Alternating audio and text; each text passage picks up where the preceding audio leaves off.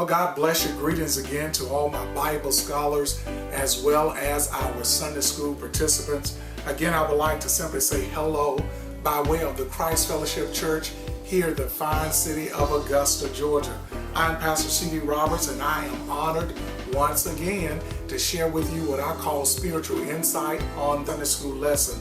Now, October the 11th, as we look at our lesson today that's entitled Love Your Enemies. Our printed text can be found in Luke 6, verses 27 through 36. Now, here we find Jesus gives his disciples what we call a set of laws, a set of rules, if you will, to govern their behavior.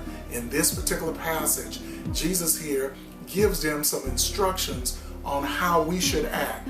Matter of fact, when you study Luke's interpretation of Luke's version of this, Luke emphasizes the ethical aspect of following Jesus. These guidelines, these rules, we're going to call them, they were really set to show us how to look like God, how to look like Jesus, and what it should look like when we're following him. However, we must comply with Jesus' instructions to love our enemies, because loving our enemies enable us to live a kind of life that is acceptable to God. And my brothers and sisters, this passage addresses the followers. It tells the followers that when enemies comes in, we must learn how to love through oppression. In this passage, in this text, I'm excited because it teaches the believer really how to love your enemy. When you love your enemy, you remove their weapon of power against you. That's what Luke is trying to get us to see. And he says, when you love them, you leave them powerless. That's what the text is trying to get us to understand. When you can love your enemy, it shows that you are a child of God. There's some benefits of loving your enemy. Number one, benefits of loving your enemy, we see proclamation.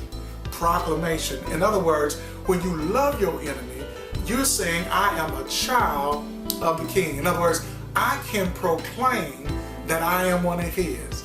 But not only proclamation, it gives elevation. In other words, when you love your enemy, you represent the kingdom, and God himself will elevate you to the point that others will see, this is one of my disciples. Not only elevation, but it brings restoration. When you love your enemy, the whole concept is you're trying to restore that brother. You're trying to restore that sister back to the place where you can walk in harmony with them. The fourth and final point here, it brings salvation. That's what God is saying. You remember, you Bible readers will remember, Jesus said even on the cross, Father, forgive them, for they know not what they do. That's love. That's what kept him on the cross. And his love for us brought salvation to the house.